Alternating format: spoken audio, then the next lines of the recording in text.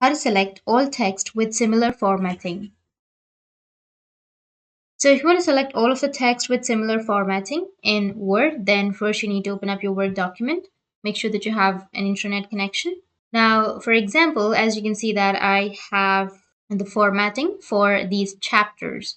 So I have a different formatting for the chapters and from the topics inside them.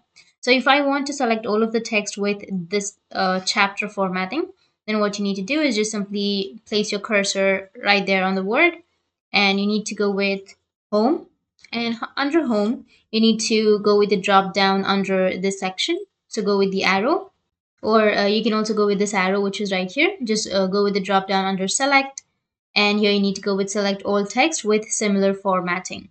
So click on it, and after that it will select all of the text with the similar formatting, and you can just simply go and edit these texts, and that's it. So that's how you can select all of the text with similar formatting. And if you have any questions, feel free to comment below. Thanks for watching.